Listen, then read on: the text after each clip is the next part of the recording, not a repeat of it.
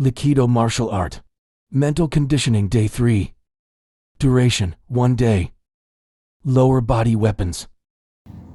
For today's lesson, we will be learning about the body parts of our lower body from waist to toe that we can use as our weapon for attacking our opponent.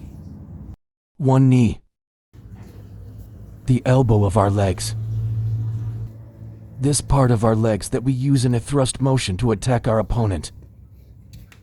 Just like the elbow, the knee part is something we used when it is much closer on our opponent, or when it is a much suitable part of our body to use to attack our opponent than our other body parts.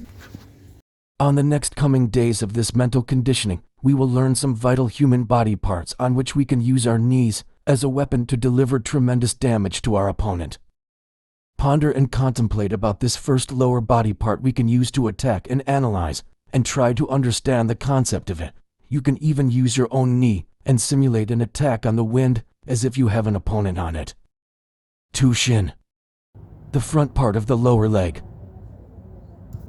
Unlike the knee, this one is more prone to injury, and thus I wouldn't recommend to be used often and as a main kick hitting spot.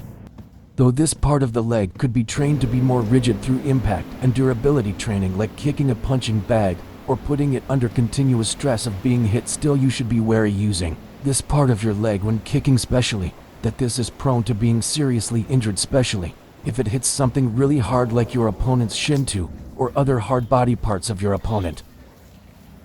Thus making this only a good option when we are hitting a soft spot of our opponent to avoid injuring and breaking our shin.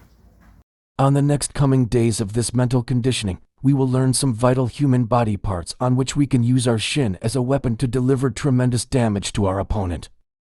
Ponder and contemplate about this second lower body part we can use to attack and analyze, and try to understand the concept of it. You can even use your own shin and simulate an attack on the wind as if you have an opponent on it. 3 foot. The hand of our legs, and the one we mostly use to hit our opponent when kicking them. The most effective part, and the safest to use to hit when kicking our opponent using our foot, is the palm of our foot. The under of our foot using a front push kick, since this doesn't open space unlike the shin side kick to be blocked by a hard part of our opponent's body, thus avoiding potential injury from opponent's blocks. Plus this also delivers an immediate result of pushing away our opponent away from us, not to mention the damage that it can give to their body. Other part of our foot we can use to effectively hit our opponent when kicking is the side, aka the blade of our foot as I call it. It is the side closest to the smallest finger, aka pinky finger of our foot, which we can use to hit our opponent using a front straight kick, with this side part of the foot being pushed straight in a thrust motion towards our opponent. Another part is the hard back, aka the ball of our foot heel bone, which is its literal hard back, where we can perform a rotation kick hitting the side of our opponent using the back of our foot. And the parts of our foot I wouldn't advise using for hitting your opponent is the side closest to the biggest finger of the foot, aka its thumb. The end part of the foot fingers, since we have less control of them unlike hand fingers, also I think due to that they are more prone to being injured. The top part of the foot, and even all sides of our ankles.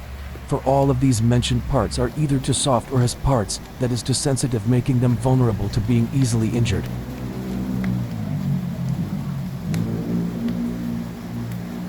On the next coming days of this mental conditioning, we will learn some vital human body parts on which we can use our foot as a weapon to deliver tremendous damage to our opponent.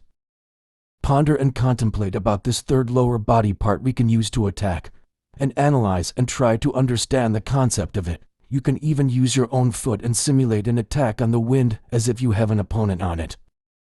Important notice: don't forget your minimum 20 minutes of physical movements today that focuses on the 5 physical aspects, which is speed, reflex, flexibility, strength and endurance, with 4 minutes each minimum for each physical aspects.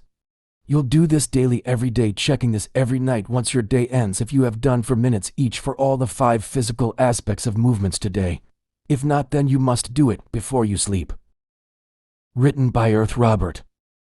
This video is made possible by the sponsor below, Quincy Wilson.